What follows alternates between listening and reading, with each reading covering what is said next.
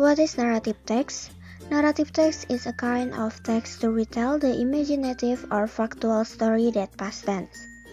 Teks naratif adalah jenis teks imajinatif atau faktual pada masa lalu yang rangkaian peristiwa atau ceritanya dari waktu ke waktu, dijabarkan secara kronologis. Lalu ada generic structure, yang pertama ada orientation, complication, dan resolution. Orientation biasanya disebut pendahuluan cerita, isinya ada pengenalan tokoh, tempat, dan juga waktu.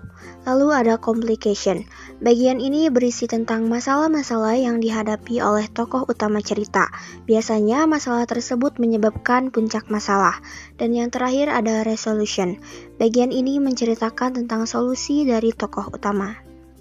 Lalu ada language features atau kaidah kebahasaannya ada 6. Yang pertama ada adverb of time atau keterangan waktu. Yang kedua past tense, menunjukkan waktu lampau yang sudah terjadi. Yang ketiga spesifik karakter atau karakter spesifik dari tokoh utama. Yang keempat action verb, menjelaskan tentang apa yang dilakukan subjek. Yang kelima time conjunction atau kata hubung yang berhubungan dengan waktu. Dan yang keenam direct speech, kutipan langsung dari ucapan seseorang. Descriptive text is a text that describe a particular person, animal, place, or thing. Jadi, descriptive text adalah teks yang mendeskripsikan seseorang, binatang tertentu, tempat tertentu, atau benda tertentu.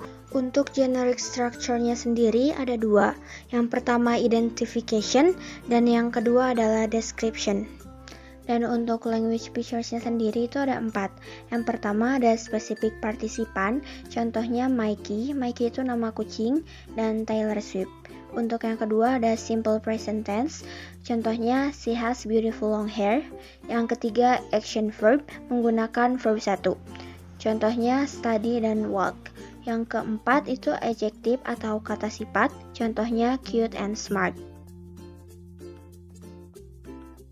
Analytical exposition is a text that elaborates the writer's idea about the phenomenon surrounding. Dari pengertian tersebut, kita tahu bahwa teks analytical exposition berisi pemikiran penulis tentang hal-hal yang terjadi di sekitarnya, baik benda, kejadian, ataupun tempat. Untuk generic structure-nya ada 3. Yang pertama ada thesis, argument, dan reiteration.